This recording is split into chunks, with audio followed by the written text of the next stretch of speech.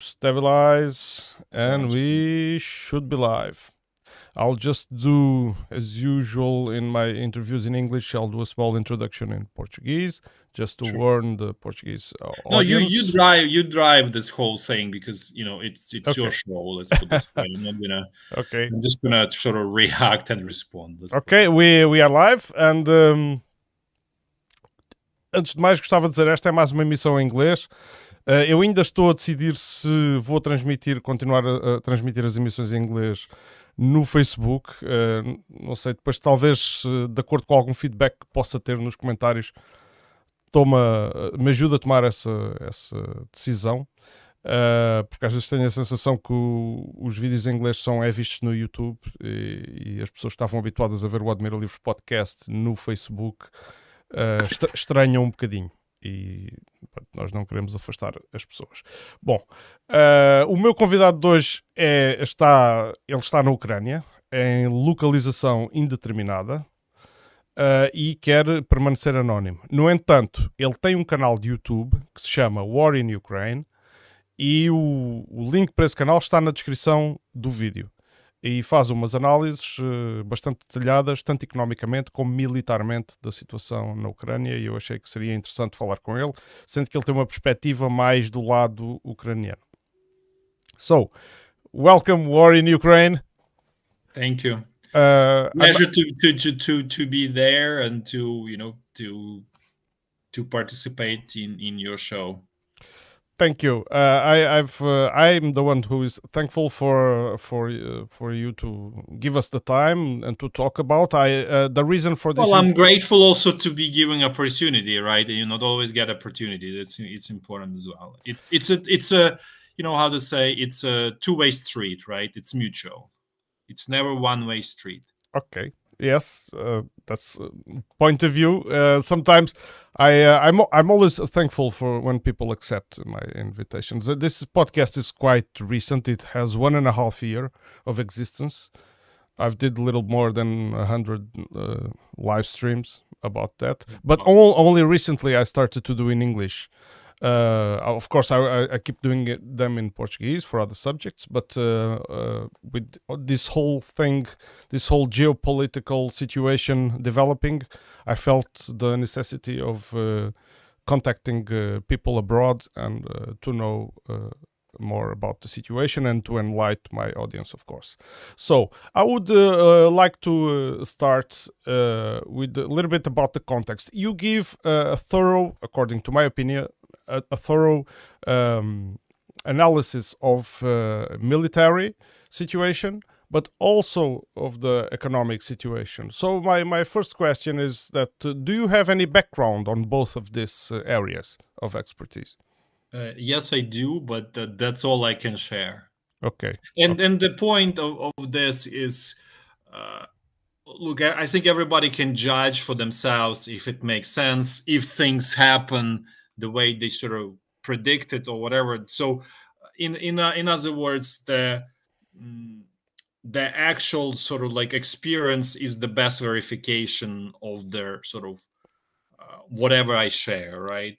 Things that I mention, and so that's how I hope people who like long-term viewers over time, they will see like, okay, it makes sense, this happens, or this is just person doesn't know what he's talking about. Because in my view, the actual experience always trumps any academic background in the end, because someone and we have a lot of examples where people didn't went to to university or whatever, and they created like amazing things, right? Yes. Like all of those examples in the US and all that stuff, and I'm sure there are more that we are aware of it. So my point of view is, you see the information, you can if someone is how to say, has good intelligence, he can see for himself, or she can see for himself, if what is being shared makes sense, or if it's truth, or it's just propaganda. And hopefully people see that there's no really any kind of propaganda on the channel. Well, one of the reasons I've contacted you is because after watching your videos, I've reached that conclusion myself. I don't want to diminish the fact that I ask this question of political and military background, just to put it in context. But I don't want to diminish in any way the degree of expertise that one might have even without a university degree. That's not the point. And I think of your channel as I thought of it as a little bit on the Ukrainian point of view. I think for sure. Sorry Yes. to interrupt you. For sure, there. I am from Ukraine, right? And so and I think regardless whether I'm from Ukraine or not, I think this is unjust war. So in my view, it's not like I would side, but how to say, my heart is with those who are being offended, right? So if, let's say, someone starts a war against Portugal, and it's aggressive war, someone wants to conquer Portugal, I'm just making it up, right? Yes, of course. Yeah, I would be on side of someone who defends Portugal because it tries to defend its freedom, right? Or if Portugal invades some whatever country XYZ, I will be on the side of country XYZ because it's wrong, simply wrong from just moral perspective, right? Yes. But at the same time, I'm not going into propaganda situation. I'm not trying to say, oh, everything's great, and hide the like sort of ugly truths and things like that, because there's a lot of ugly truths, right, in Ukraine as well, or like sort of originating from Ukraine as well, right? So, but at the big picture, Ukraine is on the right side, let's put this way. At least the Ukrainian people are on the right side. Exactly. Yes. That's actually, and hope you see the difference that I make a very clear distinguishment between Ukrainian population, Ukrainian people, Ukrainian citizens, and Ukrainian government.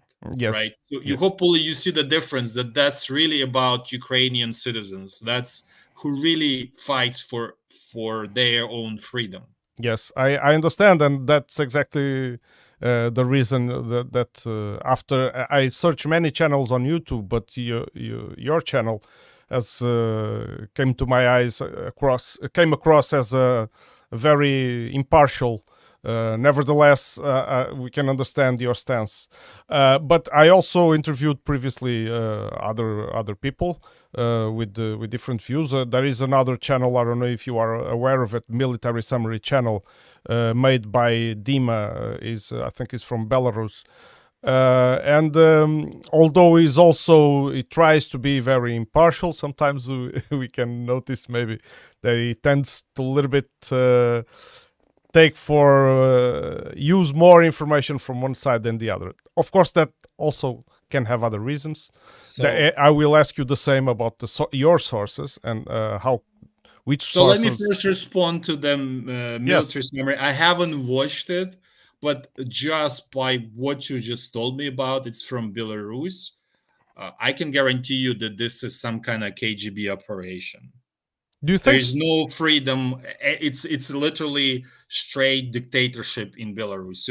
Everything is controlled by KGB and so on. There is no literally freedom there, and it's basically like it's a another side of the same coin with the Russia. It's essentially one country for many intents and purposes. So I can guarantee you that this is sort of, but they also in KGB, they not dumb people, they're intelligent people, and they understand that they also need to they have propaganda channels, but they have sort of like full spectrum, right? They have also channels that pose as if they're sort of more neutral, more balanced, and this is one of those operations. Okay, but that's part of the reasons I had some I participated on one interview with, I believe, was that channel. I just remember a person was from Belarus, and he was describing, I just saw, what he was describing, pushing Russian propaganda in very clear way. And for that reason, I stopped participating in those sort of, let's say, joint, interviews. because there's no point for me to, it's not like how to say, someone who it's not like someone who wants to learn the truth, present the truth, and so on. There's no point of conversation with those people who just essentially they pushing their own propaganda in very, I would say, covert and from that perspective, intelligent way, in the bad meaning of intelligent, right? Because intelligent is not only positive, it can be very, Yeah, it's a yeah. double-edged sword. It can be used for very negative things as well. Yes. Let me. That's for me. That's I must confess that is surprising information. But maybe I'm very naive, and so I cannot distinguish. I'm too far away to distinguish. I'll have to take the word from people that I talk Look, with. I understand that you may just right now question this, and that's look, it's surprising to you, and but just remember this information and just pay attention. Over time, you'll be able to sort of either disprove what I said or confirm. I'm not trying to sort of say, hey, listen to me, I'm the only source of truth. That's not. Okay. Well, I'm just sharing to you like how I make conclusions about that channel without sort of seeing that channel, and so like not watching it. Okay. Because if you are like, look, if you are in a country that's dictatorship that controls fully everything, it's like maybe more easier for you to understand in like Nazi Germany, right? Mm-hmm. You cannot be independent and provide honest and fair opinion being in Nazi Germany, right? Okay. I mean, you that's the same. It's very similar there in Belarus. Okay. And of course, I'm not here to discuss or to push any No. any But narrative. I always want to make Yes. sure that everything we're all on the same page, and Yeah. and you understand sort of my thinking, my logic, and you better understand why I say things in certain way, because a lot of people in the comments, they don't understand. Sometimes they think that I'm pushing Russian propaganda and Yes. things like that, and I just want to make it very, so I trying to how to say, explain the logic, because then if everybody's on the same page, then it's easier to communicate, and it's easier to understand each other and so on. Okay. So, what motivated you to create this informative channel? Really, the war itself, right? But It's I'm not there to, I'm not entertainer, right? There's a lot Mhm. of entertainment channels with the sole point on YouTube, right? Yeah. Like just entertain you and earn money in the process. Yes. And this was created at the beginning as a, in my view, the end goal. Hopefully, this will be used by students in schools in future to understand what happened in Ukraine, right? Okay. So that's more. There's that. I definitely, it's monetized because I spend time and everything to do this, and I think it's fair to be somewhat compensated for at least Yes. something, but it's not the end goal. Money is not the goal there, right? It's actually sharing the truth, just because I feel there's I felt like there is not enough of honest coverage, and there's just basically propaganda of all sorts Okay. in the media, and I just felt like this is in a way kind of like entrepreneurial to extend opportunity as well, because you jumping and you're trying to present things more balanced and hopefully objective way, uh, and sort of make a difference in a way. Yes, I understand. With this channel, this podcast I'm hosting, is I try to do the same. I try to navigate through all the big jungle, which is all the information output from mainstream medias from all sides.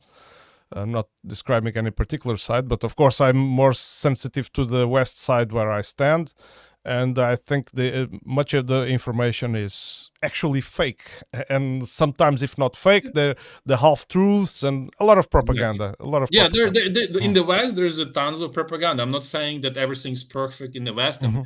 that's part of the reason uh, why Russia is so emboldened, and China as well, because they are basically they allies in this war, Mhm. and and they feel the weakness of the West, that there is too much propaganda, too many lies in the West, and that's where the West is weak. It used to be more about we want to find out the truth. Yes. And that's what really was the strength of the West, not the military, not everything else. That's where the whole strength is stemming from. Mm-hmm.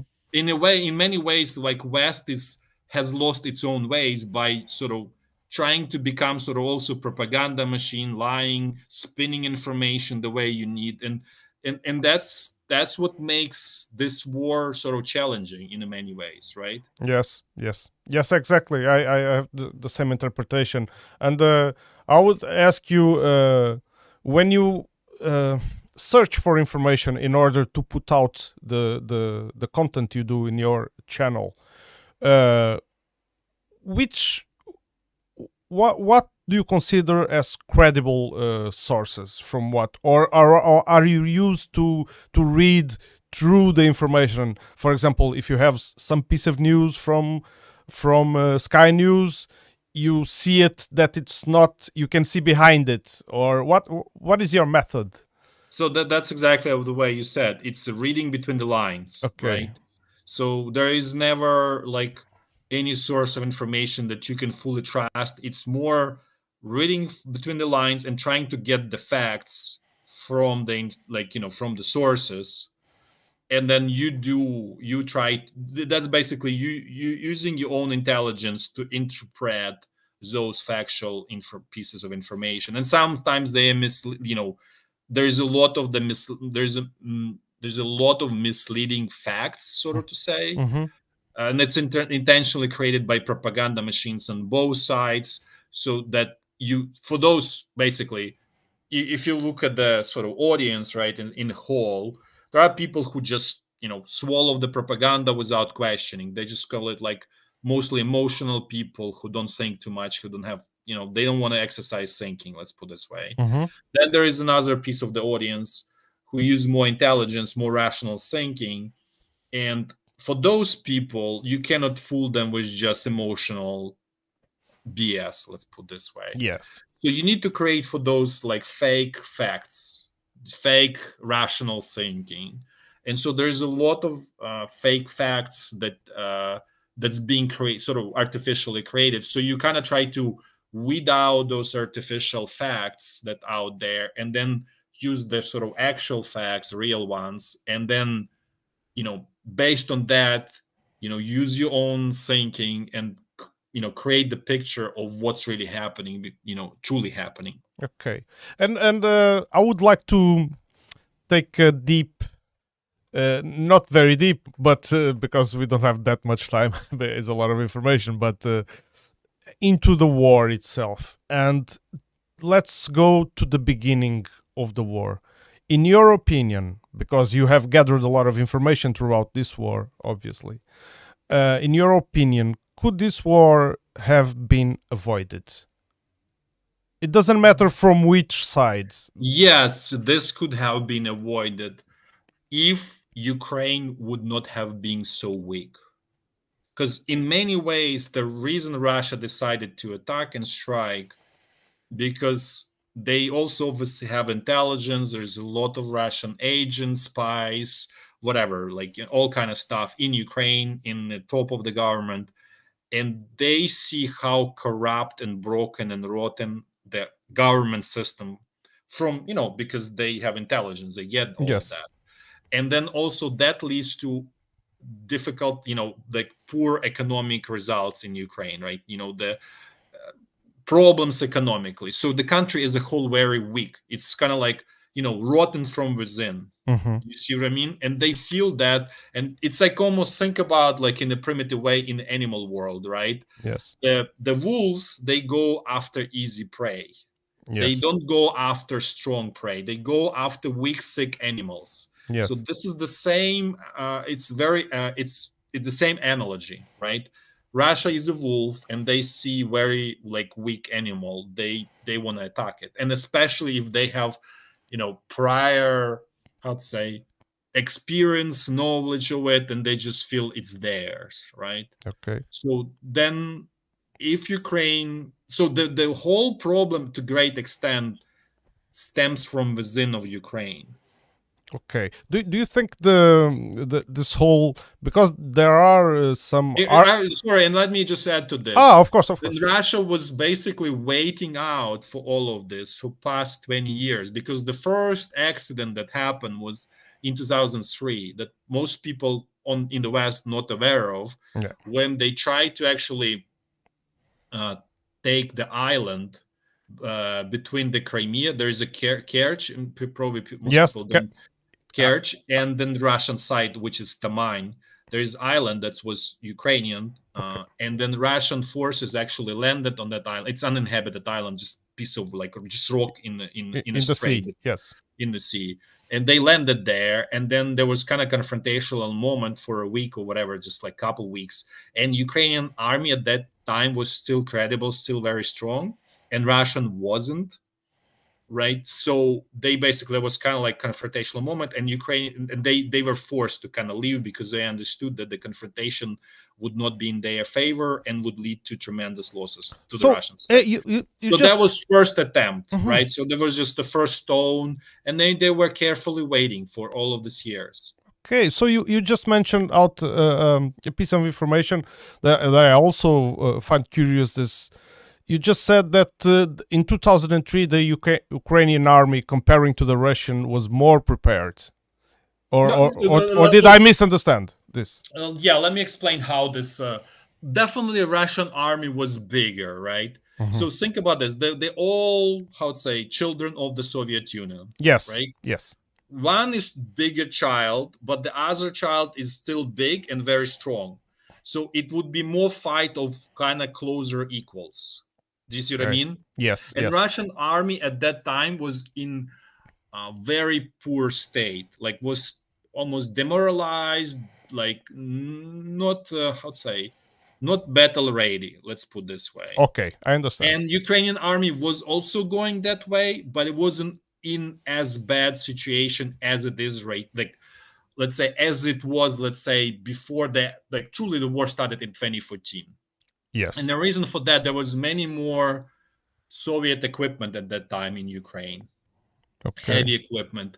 There were a lot of ammunition in Ukraine. Ukraine had the huge depots of ammunition. So there was no shortage of ammunition. There was a lot of heavy weapons, including fighters, airplanes, like everything. Like, and that stuff was basically corruptly sold by Ukrainian government over this from 2003 till 2014, like all over the world. Ukraine was the biggest exporter of the weapons. Okay. And, the people who were exporting it were, basically enriching themselves at the expense of the society. Okay. And because Ukraine was not replenishing the stockpile. Do you see what I mean? Yes, Ukraine inherited stockpile of a lot of equipment from the Soviet Union. And instead of trying to maintain it, keep it, they were just selling it off to personally reach themselves. And then Ukraine met the war in 2014 with non-existent army. Yes. Yes, that's why I will do this assertion, and you please correct me if you think I'm wrong. So in 2014, the Ukrainian army was good enough for going up against, let's say, the two regions that separated, Luhansk and Donetsk. But as they had the support of Russia, this made it completely impossible, even against those militias. So in many ways, the Ukrainian army was militia in 2014. There was no real Ukrainian army anymore at that point. It was the same. What actually saved Ukraine in the first days of war? This Ukrainian militia. Yes. Right? So the army was non-existent at that point. You can saw it from Crimea, because most of the army just surrendered without putting any kind of fight. And that was actually hope in 2022 that the same will happen in Ukraine. That's why Russia attacked in such a sort of relaxed way. Yes, basically. yes. Because not because they're stupid. They hear from their internal agents in Ukraine that everything is broken, corrupt. People really don't support the president. So people really fed up, and that's true. People were very fed up with Ukrainian government right before the war. He was kind of like about to be impeached in many ways. Okay. Do you see what I mean? So he wasn't, the way it's like presented in the West is like, oh, he's just a fire. No, he was like, his ratings were down. His party was like totally despised by most people. There were open TV shows discussing like what's the next, how we get rid of him, what's the next, well, what shall we do, how we can fix the country. Yes. Right before the, like, you know, starting from about like November timeframe. So he was not popular, even though he was extremely popular when he got elected in 2019. Yes. Because he came as like agent of change. We're going to fix Ukraine. We're going to make it better. We're going to fix corruption and everything, right? Nothing of that really happened. The corruption just, you know, just new hands of corruption. That's all it was. But what can you tell me about the meddling of the U.S. Foreign policy in the internal policy of Ukraine? Is that very substantial? As I believe that it is, but I want to. It is. It is. To be fair, it is. There is quite a bit of how to say. Social engineering, and it's mostly coming not from the US, but it's mostly coming from Democratic Party of the US. So in a way, it's not like okay, US as a whole united country, yes. because US itself is very fractured country in many ways, right? Mm-hmm. It's really, you know, there is a significant divide inside of the country, and what's how to say, the party that's sort of like driving this whole international policy is really Democratic Party. The Democratic Party, yes. And so this was all pushing, in many ways, like social and all kind of other agendas that are sort of being pushed by Democratic Party in the US itself. So they want to sort of, they basically export that to Ukraine as well. Okay, but do you think this is actually a confrontation between Russia and the US, or this is where it becomes like more like, how to say, Russian propaganda tries to make it like it overly simplifies the situation. Oh, this is confrontation between the US and the Russia, and Ukraine just battlefield. That's just typical, because it is true at the same time, but it's oversimplification. It's kind of like spinning off this actual situation. And situation is much more complex. So what is happening? It's confrontation between Ukrainian people, Ukrainian citizens, and Russian government. It's one side of the sort of battle. At the same time, yes, there is a battle between US and Russian government on the territory of Ukraine. So it's many fights at the same time on the same area, and Ukrainian sort of citizens are allied. They allied with the US and more generally maybe like West, right? Because the interests are the same at the moment, right? The interest is, you know, US doesn't want Russia to prevail in Ukraine, and Ukrainian citizens wants to keep their independence and their freedom to eventually get better, to fix their country, and so on, right? Because it's not like everybody's happy in Ukraine thinking, oh, everything's great in Ukraine and we're doing it. There is a lot of realization among the citizens that, okay, we need to fix the country. We're in deep trouble and we need to change, right? Not everybody. I'm not saying it's never everybody, right? Yeah, of course. Of course. You know, there is always this kind of like a significant portion of population that doesn't care. Whatever happens, I'm just going to live in my small, you know, shell, and I just don't care. I just want to survive economically. Who cares, right? There's always that, you know, it's in every country. I'm sure in Portugal. Yes, it is. People just want to go about their lives. Exactly. And actually, I think those people are more vulnerable to propaganda than others. Yes, and that is actually very, very true. That's the base for this propaganda. That's who the propaganda is directed at. Yes, because these people usually about at least 50% of population in any country you take, right? So if you have 50%, like, you know, from democratic perspective, you have, you know, situation under control. Yes, right. Not sort of like with the force, but with just, you know, brainwashing that 50%. Let's put it this way, right? Yes. So I don't know if I lost answering your question. No. I think that going back to the summarizing, the battle is really the many battles at the same time, right? And Yes. many different interests colliding, right? Like Poland, for example, is strongly supporting Ukraine, right? Yes. Because it's in their interest. Of course. It's because they know that they are next on the list to be wiped out. So they went through these problems for past 200 years, and so they really get it, right? Okay. Like in Portugal, for you guys, it's like okay, it's probably some kind of like war on the Mars because you never had experiences. You never dealt with this part of the Europe. No. That's very Portugal's geographic location made it deal with a whole different history scenario. Exactly. History, yes. You have different problems, right? Yes. You dealt with different problems. You have your own problems, and we here also not fully aware. For me, it's also a little bit like when I hear about Portugal. Okay, it's far away from me, right? Yes. Like yes. I'm not like, okay, I want to know, but for me it's distant, right? Because it's on the other side of Europe. Yes. From my perspective, it has. Right? It doesn't have actually influence in what goes on over there, according to me, as far as I'm concerned. No, I mean, look, but this is sort of to extend its sort of natural state of affairs. You're more interested in your local affairs because it affects your life. Yes, right? Yes, of course. Yes, I understand. What about because I've made this question of if this was a war between the US or this was between just Russia and Ukraine. For these reasons, because apparently even in the US there is certain parts of the population and even famous academics like John Mearsheimer that can see that the US meddling in Ukraine, it's very strong. There is even a famous phone call that was intercepted and published, I think also on YouTube. I don't know if they taken it out or not, if they have taken it out or not, between Victoria Nuland and Joseph Piat, which was the ambassador to Ukraine. They were No, he was not ambassador to Ukraine, first of all.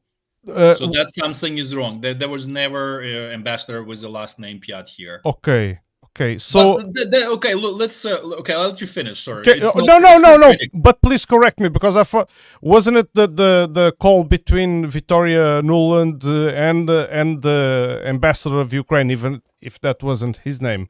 Do you know about this? I'm not following this, and like I'll answer you just finish your question, sort of like I see the big picture of your question, and then because I also want to discuss this Mearsheimer I think is a professor in University of Chicago and so on. So I want to talk about him as well, and he's because it's important to understand the whole. Because again, it's always complex. It's not black and white. It's very gray, and you really need to understand all of the shades of gray to truly understand what's really happening. So I'll let you finish the whole question. Yes. My question was at the significance of the U.S. Apparent meddling in the internal affairs of Ukraine.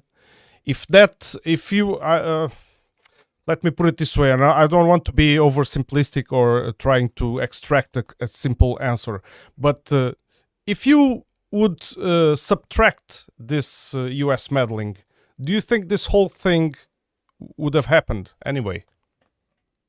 Oh yeah, this whole thing would have happened. Okay. The whole point of John Mearsheimer and all of this, what you hear right now, he's working for Russian propaganda, just so you understand. And the reason for all of this is to make it even easier for Russia to conquer Ukraine. Basically, there is a significant wing in like Republican Party in the US where they say, let's just, we're meddling. Let's just kind of like, let's not get involved internationally. Let's just mind our own business and all that stuff. Mm-hmm. This is an example of active measures. If you remember, I mentioned this person, Yuri Bezmenov, who was KGB agent in the West. Yes. and he was doing like involved in active measures and so on. This is excellent explanation. This is exactly what's being done. And this John Mearsheimer, Yes. the logic is completely flawed if you really think about what he's saying. He's saying is like, oh, let's not get involved and let's Russia, do their atrocities and kill the other person because, that's okay. He's accepting, basically, it's the same as if, like, because Russia is strong,